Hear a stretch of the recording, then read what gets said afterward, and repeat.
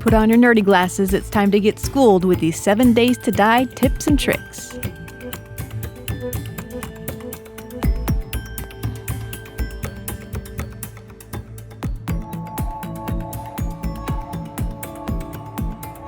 If a zombie infects you, eating honey can remove up to 5% of that infection. So it's always good to carry honey with you, as using it early is best, and since antibiotics are hard to come across, honey can prevent the need for them. Many people know that if you chop up a stump, you might find honey. What people may not know is that there's a 20% chance of finding honey in a stump. So after starting a brand new game, this is me chopping up every stump I find to see if that 20% is accurate or not. When you've chopped up a stump, you can see in the bottom right corner of the screen if there was honey in it. So I've zoomed in on that part of the screen so we can keep track of whether or not there was honey in that stump. Obviously, you're not guaranteed honey on every 5th stump. It's a 20% chance per stump. I hate saying the word stump, so we're gonna move on to the next tip. Ooh, we got the honey, baby.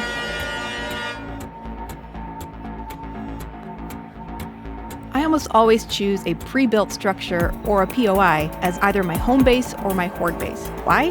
Well, I'm lazy, but I'm also not the biggest fan of building bases. It takes resources that I likely don't have in the early game. I know that if I want to build a custom base, I will have more time and materials later in the game after I've progressed. So which pre-builts or POIs do I recommend?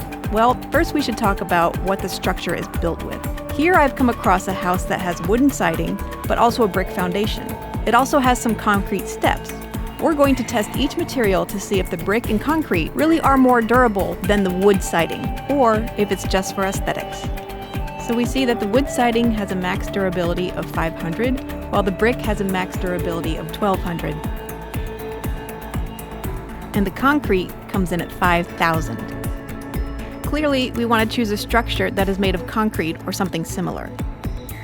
This is Power Distribution Station number 2, and it's one of my favorite choices for a home base location. It does have structures in the front yard, but they can be broken down with a little elbow grease and time. And most of those structures are made with metal, so that's just more metal in your pocket. It also has a loading dock with a working garage door. More metal structures inside to be broken down for more metal for you. Outside, there's a great deck where you can just sit and enjoy a beer. I also like to put my farm plots out here against the railing.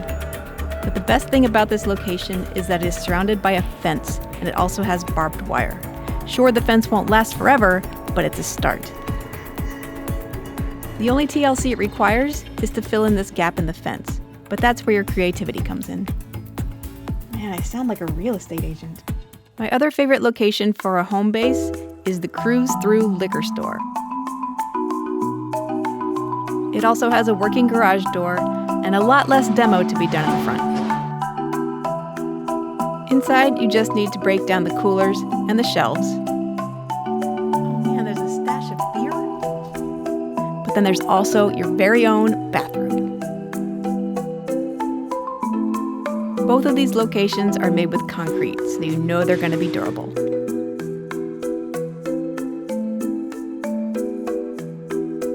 Everyone can agree that water is a problem in the apocalypse, so you're going to need a dew collector. It used to be that you had to buy a water filter from the trader, and they were really hard to find. But in version 1.0, all you need are 100 scrap polymers, 4 short iron pipes, and 4 duct tape. I've always been able to amass a collection of iron pipes, but the duct tape and the polymers, not so much. Duct tape can be made with cloth and glue, and the glue can be made by boiling bones in a cooking pot. But what about the polymers? Here are just a few ways to collect polymers from things that you see all of the time. Traffic cones. You can get 2 to 5 polymers from traffic cones.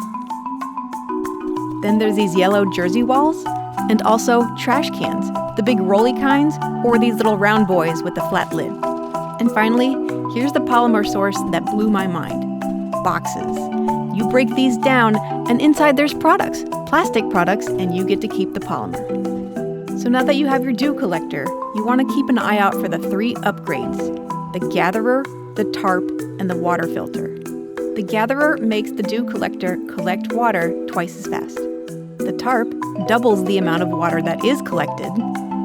And the water filter makes the dew collector spit out clean, drinkable water. Now you don't have to boil it. With all 3 of these installed, you can get 12 jars of drinkable water per day.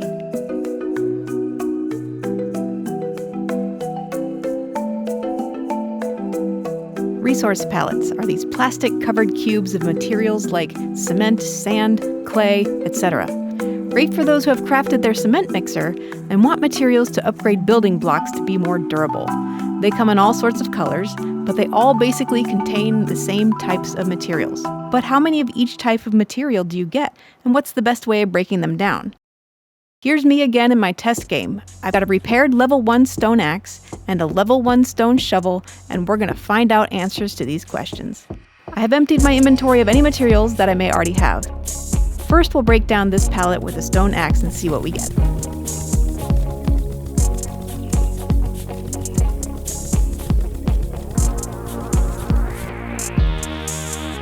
It looks like we got 17 clay, 2 sand, 3 wood, and 1 stone. I'm going to repair my axe, empty my inventory, and we'll move on to the next pallet.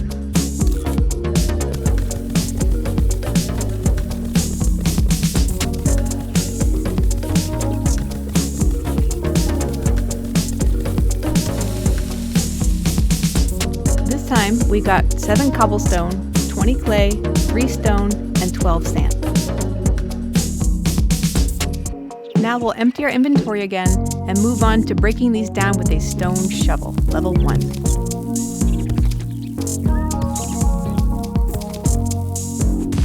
With the shovel, it looks like we got 2 stone, 17 clay, 3 wood, 1 sand, and 1 cobblestone.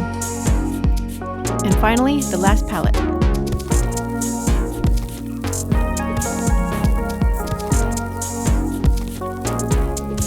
This time, with the shovel, we got 20 clay, 2 stone, 7 sand, 3 cobblestone. So it looks like we've learned a few things from this experiment.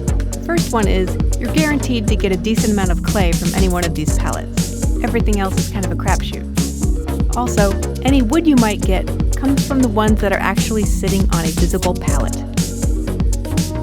And in my opinion, the best thing we learned, you get the same amount and type of resources from harvesting with a shovel versus an axe, and the shovel is a lot quicker.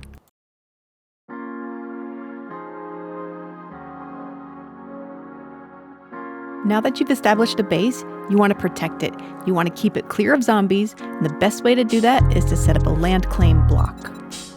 All it takes is 5 stone and 5 seconds to craft. You can put the block anywhere. I like to put mine up on the ceiling just to keep it out of the way and off the floor. Don't want it taking up all that valuable square footage. Once you've got it installed, you want to make sure that you turn on the bounding lines. These are green lines that you can see outside. This way, you can see where your base is when you're running up on it in the middle of the night. You can see the green lines easily. Installing the block puts an icon on your map, as well as on your compass. That will also help you find it. And since I like to use pre-built structures for my bases, installing a land claim block is essential. This will ensure that my base doesn't become a location for a trader mission. Okay, I saved this one for last because this is a huge pet peeve of mine. I've watched a lot of 7 Days videos from big YouTubers, and I see them doing this and it makes me twitch. They will open a container and see an item they want to use. They'll select the item and then mouse over to click the use button. Why? Your ring finger is right there. Just press the key.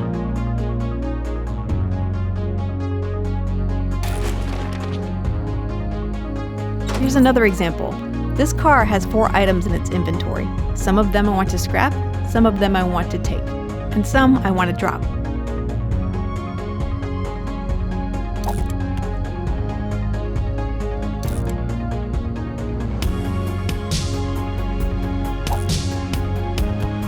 I may be wrong, but I would bet that most people playing this game are on PC and use keyboard and mouse. And even if I am wrong, I know that there are similar shortcuts on controllers.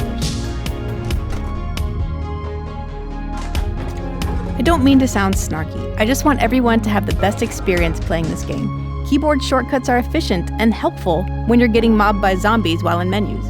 I'm only trying to help. But if you have something to get off your chest, you can tear me a new one in the comments and I will respond.